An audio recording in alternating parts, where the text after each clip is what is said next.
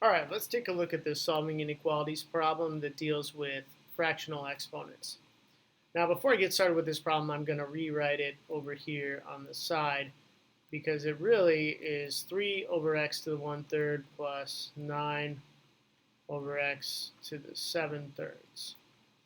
And that's where it's greater than or equal to 0. We're looking to figure out where f of x is greater than or equal to 0. Okay, so as always, we got to look at two things. Where does f of x equal 0? And where is f of x dne, right, where it does not exist. And so if I do that, right away we can see that f of x, there's going to be a dne, or it does not exist, at 0, right? Because x cannot equal 0 here, you're going to have a 0 in the denominator, which is a vertical asymptote is the result there. So that's going to be where x cannot equal 0. Now we're going to look over at the other side and see if we can solve where f of x equals 0. Okay, so we're going to go ahead and we're going to look at what we're going to do to this problem in order to get it so that we can solve.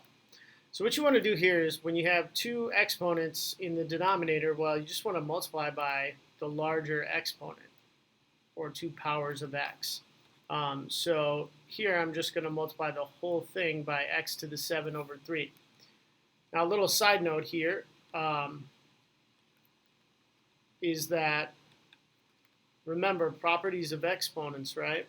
When you multiply x to the 7/3 divided by x to the 1/3, well, those are just going to subtract the exponents.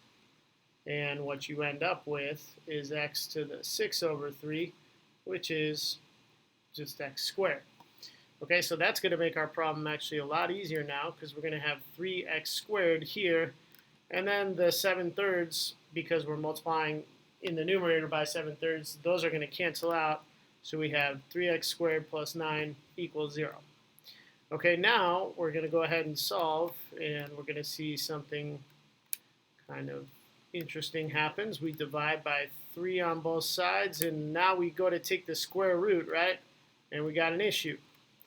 We go to take square root, and we have a negative square root.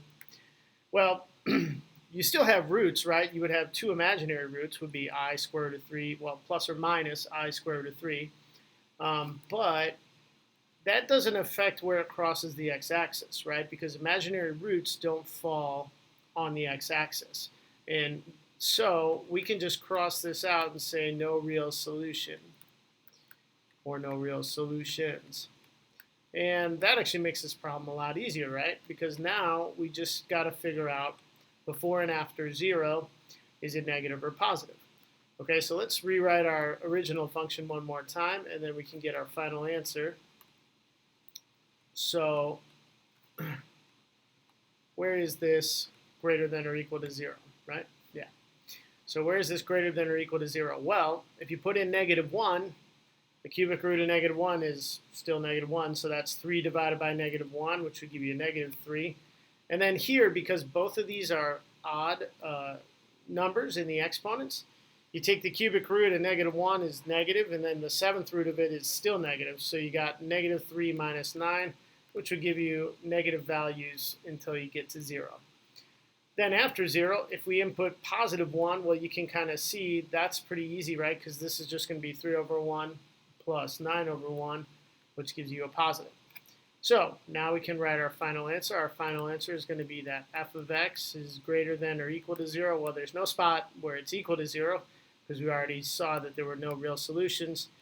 But on 0 to infinity, f of x will be greater than 0 for this function. And now we're done with this one.